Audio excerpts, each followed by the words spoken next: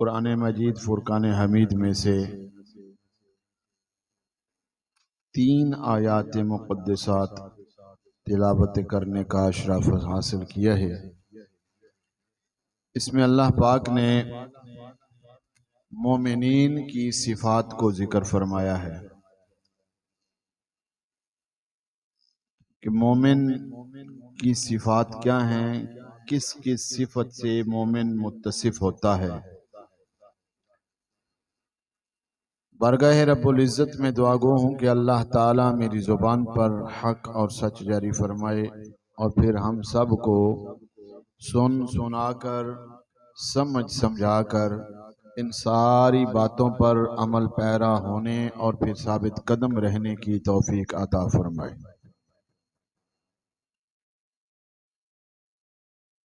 इंसान को कामिल दर्जा का ईमान हासिल हो जाए, ये हर साहिब ईमान की आरज़ू होती है, होनी भी चाहिए कि कामिल दर्जे का ईमान मिल जाए, मुकम्मल ईमान मिल जाए, कामिल ईमान मिल जाए। ये आरज़ू होती है और होनी भी चाहिए। और इस कामिल ईमान के दर्जे को हासिल करने के लिए इंसान को मेहनत, कोशिश और जदोजहद करते रहना चाहिए। आमाले सालिहा इख्तियार करते रहना चाहिए, बुरे आमाल से महफूज रहना चाहिए। लेकिन कामिल ईमान के दर्जे पर वही खुश नसीब फायज हो सकता है कि जिसके अंदर जो मैंने आयात बय्यनात तिलावत करने का अशरफ हासिल किया है, इन आयात में जो सिफात अल्लाह पाक ने मोमिनीन की बयान फरमाई हैं, जो बंदा इन सिफात से मुत्तसिफ हो जाता है वो खुश नसीब होता है जिसको कामिल ईमान का दर्जा मिल जाता है। क्योंकि इन आयात के आखिर में अल्लाह ने खुद फरमाया है उलाइका हुमुल मुमिनूना हक्का, कि वो पक्का मोमिन बन जाता है। अब उनमें पहली सिफत क्या है? इन्नमल मुमिनूना अल्लज़ीना इज़ा ज़ुकिरल्लाहु वजिलत क़ुलूबुहुम, ये पहली सिफत है। मोमिन की पहली सिफत ये है इन आयात के तहत कि जब उसके रब का जिक्र किया जाए, जब उसके अल्लाह का जिक्र आए, जब खुदा का जिक्र हो, जब खालिक़े कायनात का जिक्र आए, जब अल्लाह का तज़किरा किया जाए, अल्लाह की याद मनाई जाए, तो मोमिन की सिफत यह है कि जो ही अल्लाह का जिक्र होता जाए वाजिलत कुलूबुहुम, उसका दिल दहल जाए, कांप उठे, लर्ज जाए। इंसान अल्लाह का जिक्र सुने और डर जाए, उसके दिल में अल्लाह का खौफ तारी हो जाए, लर्जने लग जाए, कांपने लग जाए। बिल्कुल इसी तरह से आप इसको दुनिया की मिसालों का ताल्लुक अल्लाह या अल्लाह के रसूल या दीन के साथ जो दी जाती हैं वो सिर्फ समझने के लिए होती है, मुशाबिहत कोई नहीं होती। कि एक इंसान के सामने किसी बड़े वजीर मुशीर का जिक्र किया जाए ना, कि वो भाई बड़ा फलां है और ऐसा है और सख्त बड़ा है, तो जो आदमी गुनाहगार हो या खताकार हो या किसी जुर्म का इर्तिकाब कर चुका हो, तो उसके सामने जब उस एसपी, डीएसपी या इस वजीर मुशीर का जिक्र किया जाए तो वो डर जाता है, उसके दिल में एक खौफ आता है कि वो वजीर, वो मुशीर, वो डीसी, वो एसपी वगैरह मेरे साथ क्या करेंगे। वजह यह है कि वो इस आम इंसान को जो कि इस दुनियादारी के ओहदे पर फायद है, इस आम इंसान के इस ओहदे से वाकिफ है कि वो कितनी ताकत रखता है। उसके पास कितनी ताकत है कि वो मेरे साथ क्या सलूक कर सकता है। ये दुनिया के एतबार से अगर हम किसी इंसान के ओहदे से वाकिफ हों तो हमें डर लगता है उससे। इंसान उस जैसे कि किसी इंसान ने जुर्म किया और कोई पुलिस वगैरह आ जाए तो वो छुपता है कि नहीं छुपता? भागता है ना, अपने आप को छुपाने की कोशिश करता है, वो दौड़ जाता है, भाग जाता है अपने असल मकाम से और छुप जाने की कोशिश करता है। क्यों? वो जानता है ये पुलिस है और ये पुलिस मेरे साथ ऐसा करने की ताकत रखती है। जब एक आम इंसान के आम ओहदे से इंसान वाकिफ हो तो उसके दिल में इतना डर हो, उस रब के मकाम और ओहदे से जो बंदा वाकिफ हो जाता है फिर वही इंसान अल्लाह के नाम से लरज जाता है। जिसके दिल में अल्लाह की पहचान और मार्फत पैदा हो जाती है, जो जान जाता है मेरा रब कितनी ताकतों का मालिक है, जो पहचान लेता है मेरा अल्लाह अला कुल्ली शैइन कदीर है, हर चीज पर ताकत रखने वाला, कुदरत रखने वाला रब है। वो रब है कि जिस अल्लाह ने मुझे दुनिया में जिंदगी अता फरमा रखी है, जिस अल्लाह ने मेरे ऊपर दुनिया की नवाज़शात फरमा रखी है, दुनिया की नेमतों की बरसात फरमा रखी है, कदम कदम पर अपनी करम नवाजियां फरमा रहा है, एक एक सांस पर अपनी नेमत से नवाज रहा है, मुझे इज्जतें भी दे रहा है, मुझे शोहरतें भी दे रहा है, मुझे इल्म और दौलत भी अता फरमा रहा है, मुझे मकामों मर्तबा भी अता फरमा रहा है। वो रब मेरे ऊपर इतनी नेमतें करता है, वो अल्लाह मेरे ऊपर इतनी करम नवाजियां फरमाता है और मैं इंसान होकर उसकी नाफरमानियां करता हूं, उस अल्लाह की नाफरमानी करता हूं, उस खुदा की बेइताती करता हूं। जब ये बात जहन में आए और फिर उस अल्लाह का जिक्र हो तो ये साहिबे ईमान उस अल्लाह का जिक्र सुनकर डर जाए, दहल जाए। ये मोमिन की पहली सिफत है। हम इस सिफत से मुत्तसिफ हैं, हमारे दिलों में अल्लाह का इतना डर और खौफ है, क्या हम अल्लाह से इतना ही डरते हैं? हमारे सामने तो अल्लाह का जिक्र कई मर्तबा होता है दिन में। लोगों को हम कहते हुए ये जुमले बार बार कहते हुए सुनते भी हैं, खुद भी कहते हैं, ओ भाई खुदा दा खौफ कर, अल्लाह से डर। लोगों से कहते हैं, उनकी जुबानों से ये जुमले सुनते भी हैं, हम अपनी जुबानों से जुमले बोलते भी हैं, लेकिन क्या हम लोगों को कहते हुए खुद डरते हैं? क्या खुद हमारे दिलों में अल्लाह का डर और खौफ है कि जो ही हमारे रब का जिक्र आए और हम डर जाएं, हम दहल जाएं, कांप जाएं, वो मौला, वो अल्लाह, वो रब जो जिंदगी की, कायनात की सारी नेमतों से मुझे नवाज रहा है, कदम कदम पर मेरी खैर फरमा रहा है, मेरी हिफाजत फरमा रहा है, दुनिया की हर नेमत से मुझे लुत्फ अंदोज फरमा रहा है, मैं उस रब की नाफरमानी करता हूं, उस अल्लाह से दूर हो, उसके खताकारी करता हूं, गुनाहगारी करता हूं। ये डर इंसान के दिल में पैदा हो जाए, ये मोमिन की पहली सिफ्त है इन आयात के मुताबिक। अल्लाह करे कि हमें ये डर नसीब हो जाए। एक डर ये है कि इंसान अल्लाह के अजाब और नाफरमानी से डरता हो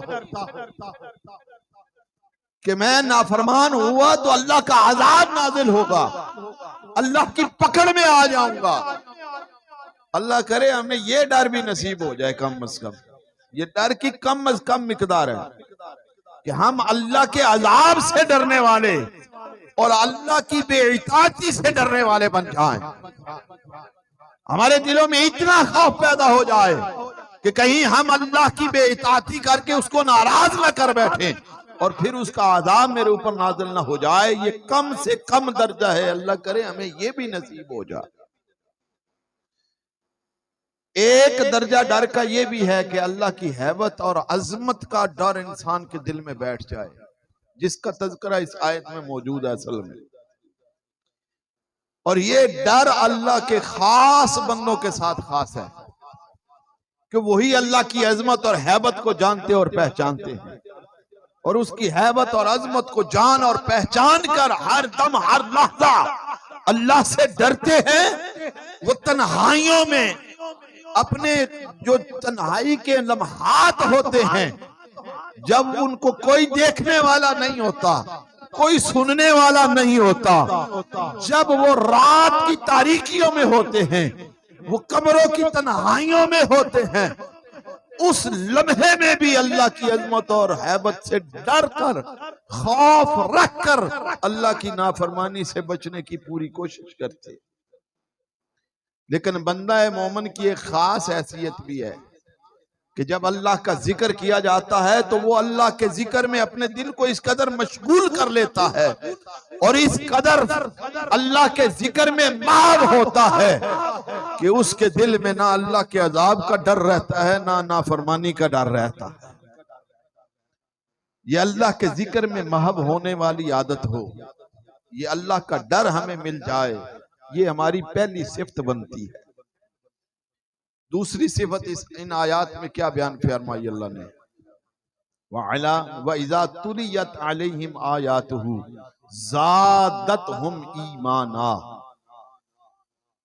कि जब इनके सामने कुरान की आयात तिलावत की जाए, उन कुरान की आयात की तिलावत इस साहिब ईमान के अंदर और भी इजाफा कर दे, ज्यादा तो हम ज्यादती कर दे, बढ़ा दे, इजाफा कर दे, कि ये साहिब ईमान के सामने जब कुरान पढ़ा जाता है तो कुरान पढ़ने से उसके ईमान को इतनी हलावत मिलती है, इतनी ताजगी मिलती है, इतना ईमान पुख्ता होता है कि उसके ईमान में इजाफा हो जाता है। अल्लाह की पहचान और इरफान में कोई शक व शुबा हो वो उसके दिल से जायल हो जाता है, वो अल्लाह की मार्फत हासिल करता है, अल्लाह की पहचान हासिल करता है और उसका ईमान बढ़ता चला जाता है। ये कब है? दूसरी सिफत कि जब उनके सामने आयाते बय्यिनात की तिलावत की जाए। क्या इस दूसरी सिफत को भी हम अपनाए हुए हैं? हमारे सामने कुरान पढ़ा जाए तो क्या हमारे ईमान में हलावत महसूस होती है, मिठास महसूस होती है, ताजगी या ईमान का इजाफा हमें महसूस होता है? अगर होता है तो फिर समझिए आप ईमान वाले हैं, और अगर नहीं होता तो फिर ये समझ जाएं कि हमारे ईमान में अभी वो कामलियत नहीं आई, वो तकमील नहीं आई। हमारे सामने कुरान पढ़ा जाता है, कुरान की तिलावत की जाती है, अरे महफिल की इब्तिदा आगाज कुरान की तिलावत से होता है। हम उन आयाते बय्यिनात को समझ पाए तो हमारे ईमान में इजाफा भी हो ना। कुरान हमारे ईमान में इजाफा करे तब जब हम कुरान को समझ रहे हो, जब हमें कुरान का तर्जुमा समझ में आ रहा हो, जब हमें पता चल रहा हो कि इन आयात में हमारा रब हमसे फरमा क्या रहा है, इन आयात में हमारे साथ हमारा रब क्या अहकाम जारी फरमा कर हमसे क्या अमल चाह रहा है, हमें किन किन अहकाम की जो वो तशरीह और वजाहत की जा रही है। एक इंसान को मालूम ही नहीं है कि मैं पढ़ क्या रहा हूं या सुन क्या रहा हूं, ईमान की अलावत उसको कहां से मिलेगी? उसके सामने तो एक तिलावत है जो वो सुनकर उठ गया।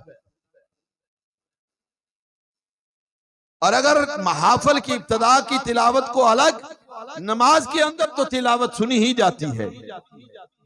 इमाम साहब नमाज के अंदर तो तिलावत करते ही हैं ना, बुलंद आवाज से करते हैं, हम हर रोज सुनते हैं।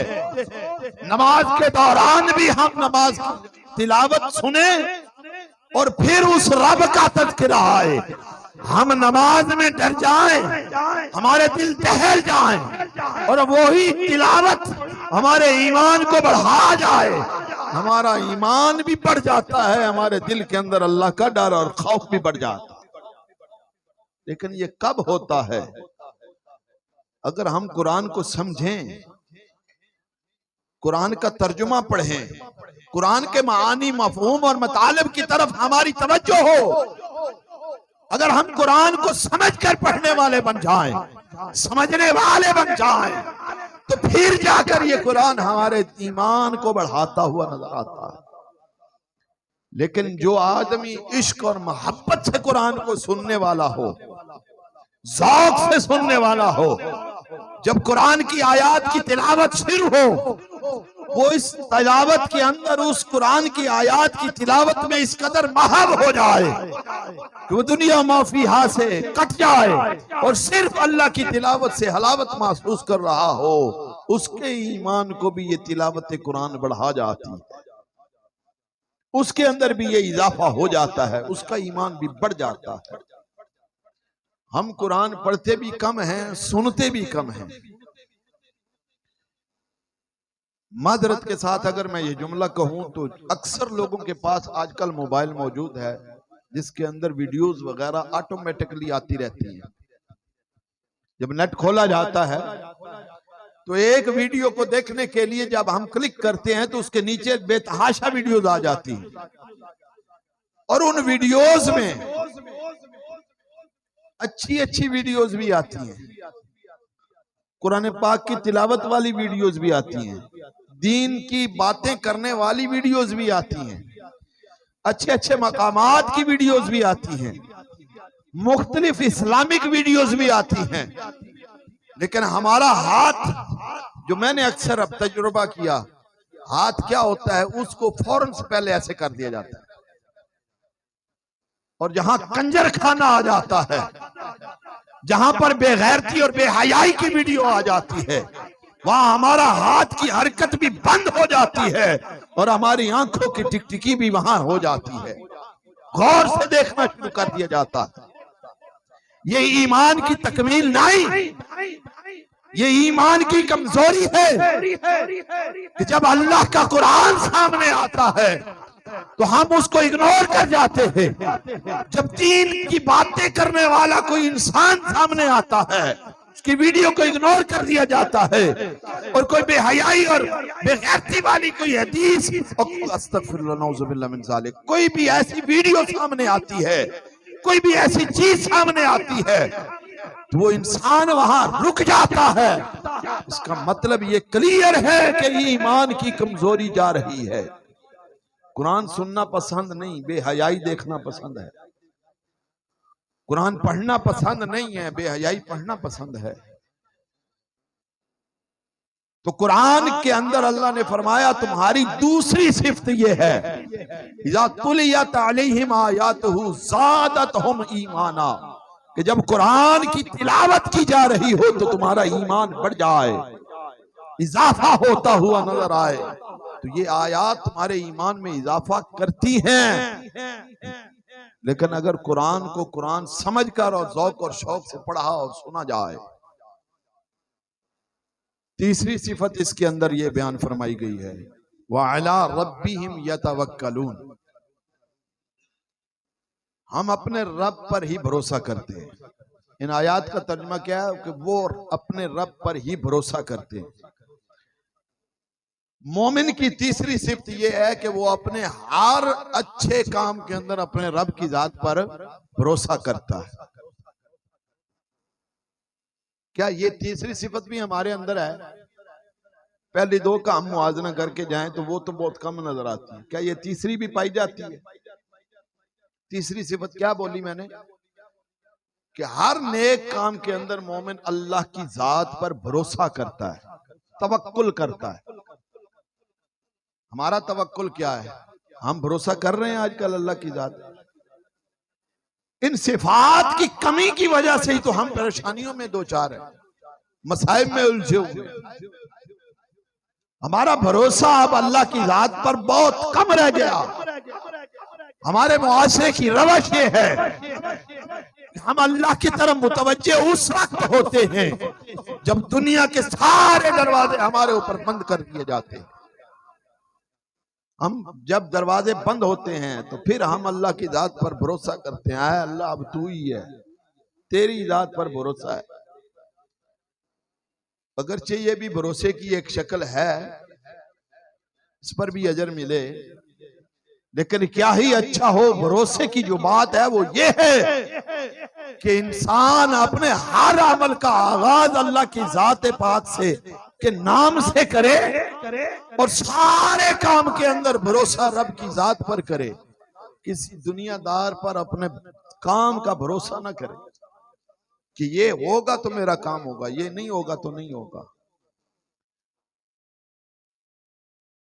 इंसान के अंदर एक बात अजीब सी पाई जाती है, हमारे मुआशरती रवश में ये बात पाई जाती है।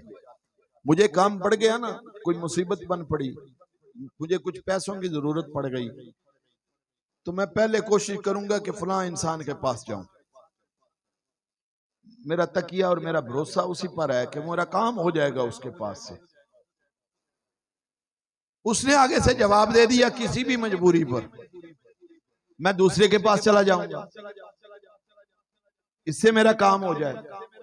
उसने भी जवाब दे दिया, मैं तीसरा इंसान तलाश करूंगा, उससे भी जवाब मिला, चौथे की तरफ माइल हो जाऊंगा, उधर से भी जवाब मिला, पांचवें की तरफ जाने की कोशिश करूंगा। जब मेरी सारी उम्मीदों के दरवाजे बंद हो जाएंगे फिर लौटकर अल्लाह की तरफ आऊंगा। मौला अब तेरी जात पर भरोसा है। ये तवक्कुल की असल तारीफ नहीं, तवक्कुल और भरोसा ये है कि जब तुम्हें कोई मुसीबत बन पड़े, कोई भी काम आन पड़े, सबसे पहले अपने रब को याद करे, सबसे पहले अपने रब की जात को याद करे। मौला ये मामला बना आया है, ये मुसीबत बनाई, इस परेशानी में मैं मुब्तला हुआ, मौला तू ही रास्ता अता फरमा, तू ही मेरी इस मुसीबत का हल अता फरमा, इस परेशानी का हल अता फरमा। अब जब तूने अपना मामला उस रब के सुपुर्द कर दिया तो फिर क्या होगा? हो सकता है जिस पहले इंसान की तरफ जाने की तू उम्मीद रखता था उसी से ही तेरा काम अल्लाह करवा दे। जिस जानिब तू अपनी उम्मीद लेकर जा रहा था कि मेरा काम हो जाएगा, जब तवक्कुल अल्लाह लेकर निकला तो फिर हो सकता है उसी इंसान से तुम्हारा काम हो जाए जो जाहिरन तुम्हें नाउम्मीदी की तरफ लेकर जा रहा था। और जब इंसान अल्लाह की जात पर भरोसा करके कोई काम करता है तो कुरान में अल्लाह ने फरमाया वमन यतवक्कल अलल्लाह फहुवा हस्बुहु, जो भी अल्लाह की जात पर भरोसा किया करता है वो रब उसके लिए काफी हो जाया करता है, वो अल्लाह उसकी किफायत फरमाया करता है। ये आपने अल्लाह वालों को देखा होगा, जो अल्लाह के वली हैं, उनको दुनिया के पीछे भागते हुए कभी नहीं देखा होगा। आप लोगों के भी मुर्शिद करीम हैं, आस्थाने हैं जिनसे आप वाबस्ता हैं, उन आस्थानों वालों के अपने बुजुर्गों की तरफ जरा नजर दौड़ाए ना, तो कोई नजर आता है कि उन्होंने कोई फैक्ट्रियां बनाई होंगी पुराने दौर में, कोई मिलें बनाई होंगी, कोई जायदादें इकट्ठी की होंगी, कोई ऐसा नजर आता है? दुनियादारी के पीछे भागते होंगे। क्यों? इसलिए कि वो अल्लाह वाले हैं, उनकी तार अल्लाह से मिल जाया करती है, वो अपने हर काम को रब के सुपुर्द कर दिया करते हैं और हर काम में अल्लाह की जात पर भरोसा किया करते हैं। और जब वो अल्लाह की जात पर भरोसा करते हैं तो अल्लाह खुद फरमा रहा है जो मेरी जात पर भरोसा करता है मैं उसके लिए काफी हो जाता हूं, और जिसके लिए अल्लाह काफी हो जाता है फिर दुनिया के पीछे उसको भागने की जरूरत नहीं, दुनिया उसके पीछे पीछे होती है, दुनिया उसके पीछे पीछे भाग रही होती है। ये तीसरी सिफत है मोमिन की कि इंसान हर काम में, नेक अमल में अल्लाह की जात पर भरोसा करने वाला हो। मोमिन की चौथी सिफत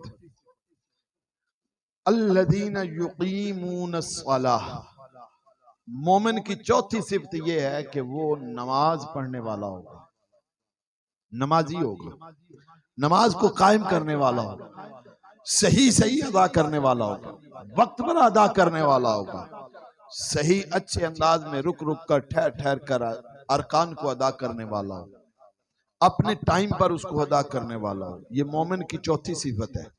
ये कुरान ने बयान की है। मोमिन है ही वो जो नमाज पढ़ता है। मोमिन वो है जो नमाज के क़याम के लिए कोशिश करता है। मोमिन वो है जो नमाज के लिए परेशान रहता है। मोमिन वो है जो नमाज के लिए अल्लाह के घर की तरफ आता है।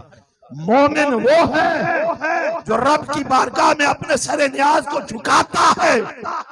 साहिब ईमान वो है जो अपनी जबीने न्याज को जमीन पर रखकर सुभान रब्बियल आला की सदाएं लगाकर उस रब को रब मानकर, अपना खालिक मानकर, अपना खुदा मानकर उसके सामने अपनी आरज़ूएं रखता है, वो मोमिन है। ये साहिब ईमान की चौथी सिफत कुरान ने बयान कर दी। ईमान वाला, कामिल ईमान वाला वो होगा जो नमाज पढ़ता होगा, जो नमाज की तरफ मुतवज्जे होगा, जो नमाज की तरफ तवज्जो देने वाला होगा, हर दम हर लहजा जहां कहीं जिस जगह पर भी होगा, हर जगह पर अपने रब के सामने सर झुकाने वाला होगा। जब नमाज का वक्त हो जाए वो मोमिन है। अब अगर हम नमाज पढ़ते हैं, जो पढ़ते हैं, मेरे समेत, आप समेत, हम सब के समेत जो पढ़ते हैं, रब का शुक्र अदा करें कि अल्लाह ने हमें मोमिनों में रखा है। अल्लाह ने हमें साहिब ईमान बनाया है। अल्लाह ने हमें ईमान वालों में शुमार कर दिया है। और जो नहीं पढ़ते, ये तो नहीं कहता कि नौजुबिल्लाह वो ईमान से खारिज हो गए, लेकिन ईमान की तकमील भी नहीं है उनकी, ईमान की कामलियत भी नहीं, मुकम्मल ईमान भी उनका नहीं, क्योंकि ईमान की तकमील नमाज पढ़ने से है। कुरान कह रहा है, कुरान के अल्फाज हैं, इन्नमल मुमिनून, मोमिन वो है जो नमाज पढ़ते हैं। सही मानों में सच्चे पक्के मोमिन वो है जो नमाजें पढ़ते हैं। जो नहीं पढ़ते, ईमान की तकमील नहीं है उनकी। अल्लाह के घर की तरफ आ जाए, अल्लाह की तरफ मुतवज्जे हो जाएं, अपने ईमान की हिफाजत करें, अपने ईमान को महफूज बनाएं और अल्लाह के तरफ लौट आओ। इससे पहले नमाज पढ़ना शुरू कर दो, इससे पहले कि आपकी और मेरी नमाज मजमा आम में पढ़ी जा रही है। नमाज पढ़ना शुरू कर दो कि हमारी नमाज पढ़ी जाए। हमारी नमाज पढ़ने से मुराद हमारा जनाजा। हम नमाज पढ़ने वाले बन जाएं कि मजमा आम में हमारी नमाज पढ़ी जाए, हमारा जनाजा पढ़ा जाए।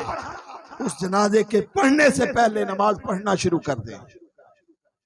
क्यों? अगर नमाज नहीं पढ़ेंगे तो कुरान के लफ्जों के मुताबिक पहली तो बात यह कि ईमान ही कामिल नहीं रहा, मुकम्मल नहीं है। और दूसरी बात क्या है कि ये नमाज अगर हम पढ़कर नहीं जाएंगे तो कब्र में अंधेरा ही अंधेरा होगा, तारीकी ही तारीकी होगी। नूर और उजाला चाहते हैं, कब्र को अगर रोशन चाहते हैं, कब्र को अगर मुनव्वर देखना चाहते हैं, कब्र के अंदर अगर अल्लाह के नूर की मोहताब देखना चाहते हैं, तो फिर अब नमाजें पढ़ना शुरू करो कि नमाज पढ़कर अपने ईमान को नूर ईमान से मुनव्वर करके ले जाओ कि ईमान का ये नूर तुम्हारी कब्र में जब जाएगा तो तारीक कब्र तुम्हारी रोशन हो जाएगी, मुनव्वर हो जाएगी, उजाला होगा इस नूर से। और यही ईमान की चौथी किस्म है, मोमिन की चौथी सिफत है कि जिसके अंदर अल्लाह ने कहा कि मोमिन वो है जो नमाज पढ़ने वाला होता है। अब हमें सोचना चाहिए हमारा ईमान कहां तक पहुंचा, हम ईमान के किस दर्जे पर है। और इन आयात में पांचवी सिफत अल्लाह ने क्या बयान फरमाई है, वमिम्मा रज़क़नाहुम युनफ़िक़ून। अल्लाह जो इनको देता है ना, जो रिज्क इनके पास पहुंचता है, जो अल्लाह का दिया हुआ रिज्क होता है, ये उससे अल्लाह की राह में खर्च भी करते हैं, इन्फाक फी सबीलिल्लाह, सदका करते हैं, खैरात करते हैं। ये मोमिन की सिफत है। होता लोगों के पास बहुत कुछ है, बहुत सारे लोगों के पास बहुत कुछ होता है, लेकिन देने की तौफीक किसी किसी के पास होती है। रिज्क अल्लाह का मीरा दिया हुआ बहुत है, बहुत सारे लोग हैं कायनात के अंदर जिनके पास अल्लाह का रिज्क है और अल्लाह ने उनको वाफर अता फरमा रखा है, लेकिन वो लोग अल्लाह की राह में खर्च करने से डरते हैं। उन्हीं लोगों को अल्लाह ने बखील भी कहा है, कंजूस भी कहा है। जो रिज्क मिला छुपाया, छुपाते रहे, एक ताले पर दूसरा, दूसरे पर चौथा, छुपाने की कोशिश करते रहे। कोई उनके दर पर मांगने चला जाए तो आगे से अपनी जरूरियात और हाजात का रोना शुरू कर देते हैं। मैं तो मर गया, मेरे साथ तो ये हो गया, ये मामला मेरे साथ हो गया, मेरे पास नहीं है, कहीं और जाओ। लेकिन जो अल्लाह वाले होते हैं, जो साहिब ईमान है, मोमिन है, अल्लाह का दिया हुआ जितना भी रिज्क होता है अल्लाह की राह में लुटाने के लिए हर दम हर लहजा तैयार रहते हैं। वो थोड़े से थोड़ा भी हो फिर भी अल्लाह की राह में खर्च करते हैं, ज्यादा हो तब भी अल्लाह की राह में खर्च करते हैं। अल्लाह की बारगाह से ये दुआ मांगा करें कि मौला रिज्क तो देता है, ऐसा रिज्क दे और उसके साथ ऐसा दिल भी अता फरमा जो तेरी राह में खर्च करने वाला भी हो, तेरी राह में लुटाने वाला भी हो, तेरी राह में तेरा ही दिया हुआ रिज्क हम खर्च करने वाले हो। मौला हमें ऐसा दिल भी अता फरमा।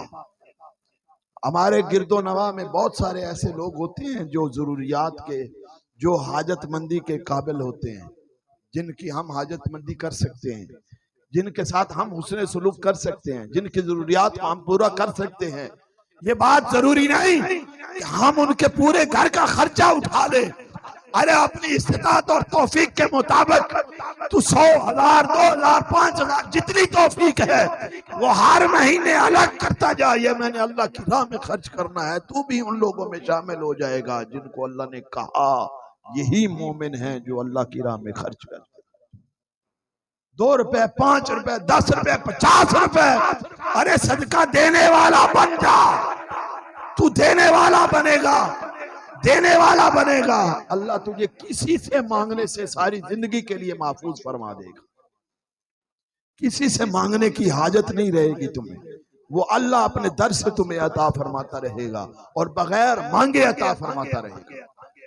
सिर्फ तू अल्लाह की राह में खर्च करने वाला बन जा, तू अल्लाह की राह में देने वाला बन जा। तो 5 सिफात जिक्र हुई इन आयात में। पहली सिफत क्या है कि जब अल्लाह का जिक्र होता है तो अल्लाह का नाम सुनकर कांप जाया करते हैं। फिर वो कुरान की आयात जब तिलावत की जाए तो उनके ईमान बढ़ जाता है, अल्लाह की जात पर हर दम हर लहजा भरोसा करते हैं, नमाज पढ़ते हैं और अल्लाह के दिए हुए रिज़्क से अल्लाह के राह में खर्च करते हैं। तो अब इनका इनाम सुने और बात को खत्म करूं। इनाम क्या दिया अल्लाह ने कि जिस ईमान वाले के अंदर ये 5 सिफात होंगी ना, 5 सिफात, अल्लाह कहता है उलाइका हुमुल मुमिनूना हक्का, वो पक्का मोमिन होगा, वो सच्चा मोमिन होगा, हकीकी मोमिन वो होगा जिसके अंदर ये 5 सिफात पाई जाएंगी। ये कुरान में अल्लाह ने कह दिया, अरे 5 सिफात के मालिक तुम बन जाओ, तुम्हारे कामिल ईमान का सर्टिफिकेट में रब तुम्हें अता फरमाता हो। और साथ में ये भी फरमाया लहुम दरजातुन इंदा रब्बिहिम, उनके लिए जन्नतों के अंदर दरजात भी होंगे, एक दर्जा नहीं, दरजात होंगे, दरजात होंगे। और हदीस पाक में आता है हुजूर नबी रहमत सल्लल्लाहु अलैहि वसल्लम ने इरशाद फरमाया, हजरत सईद रज़ियल्लाहु ताला अन्हु से मरवी है, वो फरमाते हैं कि जन्नत के 100 दर्जे हैं और एक दर्जे से दूसरे दर्जे तक की 100 साल मुसाफत है। 100 साल मुसाफत के बाद एक दर्जे से दूसरे दर्जे में पहुंचा जाएगा। और अगर सारी कायनात को इकट्ठा करके जन्नत के एक दर्जे में डाल दिया जाए तो वो दर्जा फिर भी बढ़ जाएगा। तो अल्लाह ने फरमाया जिसके अंदर ये 5 सिफात होंगी, एक नहीं, दरजात। अब ये उसकी मर्जी है कि वो कितने दर्जे देता है। लहुम मगफिरतुन, चौथा इनाम ये फरमाया कि उसके लिए बख्शिश भी पक्की है, मगफिरत भी पक्की है, तौबा भी पक्की है कि वो साहिब ईमान ही जाएगा, बख्शिश और मगफिरत के साथ जाएगा, मगफूर जाएगा, दुनिया से जब जाएगा तो बख्शा हुआ जाएगा। और चौथी और आखिरी सिफत इनाम क्या फरमाया, व रिज़्क़ुन करीम, इज्जत वाली रोजी भी अता फरमाएगा। इज्जत वाली रोजी, रोजी तो हर एक कमा रहा है, हर एक तगदो कर रहा है, हर एक कोशिश कर रहा है, हर एक मेहनत कर रहा है, लेकिन फरमाया जिसके अंदर ये 5 सिफात होंगी उसको ऐसी इज्जत वाली रोजी दूंगा कि सारी दुनिया के सामने उसको जिल्लत और रुसवाई का सामना नहीं करना पड़ेगा। अल्लाह के घर में बिठाकर इज्जत से रोजी दूंगा, अपने घर में बिठाकर इज्जत से रोजी दूंगा, किसी के सामने तरले मिन्नतें न करनी पड़ेगी, किसी का रोब दाब न झेलना पड़ेगा, किसी के सामने हाथ न फैलाना पड़ेगा।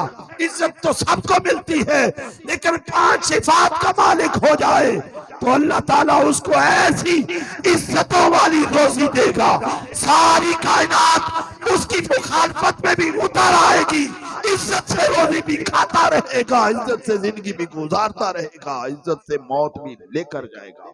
वमा अलैया।